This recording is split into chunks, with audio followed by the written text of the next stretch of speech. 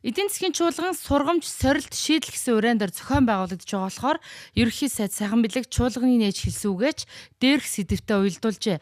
Ардчлалт хөл тавьснаас хойш Монголын эдийн засаг 3 удаа томоохон хямралтаа нүүр тулсан. Энэ удаад өөрсдөөсөө хамаарсан шалтгаанаар хямралыг гүнзгийрүүлсэн. Дэлхийд хосгүй баялаг зөвхөн бидэнд байгаа. Хөрөнгө оруулагчид үргэлж биднийг царайчлах юм шиг мөнгө тасралтгүй орж ирнэ гэж итгэсэн учраас олсноо үрсэн. Эрсдлийн хуримтлалгүй учраас төсөв нь тасалдсан, хүндрэлүүд даамжирсан. Түүнчлэн популизмдад сайлын үнэ болсон том төслүүдэд урагшлуулаагүй гэдгийг ерөнхий сайд илтгэлдээ хатуухан шүүмжилсэн. Тэгвэл сургамж сорилтод үндэслээд ямар шийдлийн засгийн газар гаргаж байгааг ингэж томиллоо. Банка компаниудаа эхний ээлжинд мөнгөтэй болгож өрийн сүлжээг нь тайлна. Орон сууцны моргожоо өргөжүүлж бизнесийн моргожийг эхлүүлнэ. Бэрхшээл садуудыг даван туулж том төслүүдэд үргэлжлүүлэн хөдөлгөнө. Гадаадын хөрөнгө оруулалт татах ажлаа идэвхжүүлэн үргэлжлүүлнэ. Эдийн засгаас солонгоруулах чиглэлээр төлөвлөсөн тодорхой ажлуудаа хэрэгжүүлнэ. Том бүтээн байгуулалтын ажлуудаа үргэлжлүүлнэ.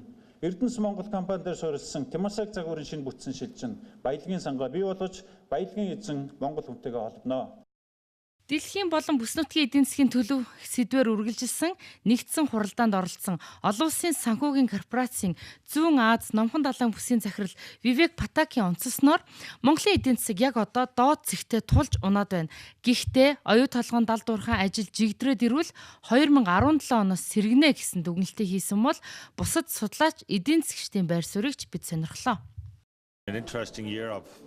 Монголын эдийн засаг сүүлийн жилүүдэд таагүй байсан бол одоо сэргэх хандлага ажиглагдсан шилжилтийн сонирхолтой цаг үед энэхүү чуулган зохион байгуулагдаж байна. Хэдийгээр дэлхийн эдийн засаг довторчж байгаа ч эрдэсийн үн өсөөгүй байна.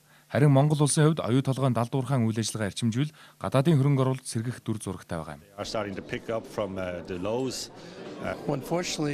За бизнесийн орчны хувьд өнгөрсөн 4 жил таагүй байсныг онцлоё. Харин оюу толгойн далд уурхайн үйл ажиллагаагаа сэргээвэл уул уурхайн ханган нийлүүлэхээс эхлээд бүх төрлийн бизнес сэргэж ажлын байрууд нэмэгдэх төлөв ажиглагдаж байна. Манай хувьд бол цаашдаа одоо хийх гол зүйлүүд гэвэл төсвийн сахилгуудаа аягүй сайн хэрэгжүүлэх хэрэгтэй байна. Яг нөгөө дунд давхрахыг дэмжих ч юм уу тийм ээ. Тийм бодлого тодорхой хэмжээгээр бас хэрэгжих байх. Ер нь бол цаашдаа бол одоо улмал одоо энэ төсвийн сахилгуудаа сайжруулж алдагдaltaгүй төсөвтэй болох ийм алхам руу бол ойртож байгаа болов уу гэж бодож байгаа.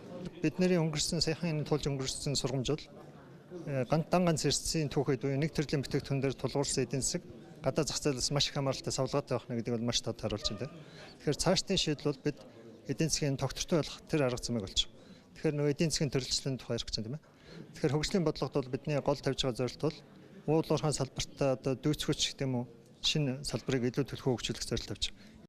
Хөгжлийн төлөө түншлэл, уул уурхайн салбарын алсын хараа, мэргэжлийн ёс зүй гэсэн салбар хуралдаанууд эдийн засагт тулгамдж байгаа асуудлуудыг хилцсэн бол хуульчдын өрсөлдөх чадвар, нийгмийн даатгалын шинжилэл салбар хуралдаанууд тодорхой гарц шийдлүүд санал болголоо.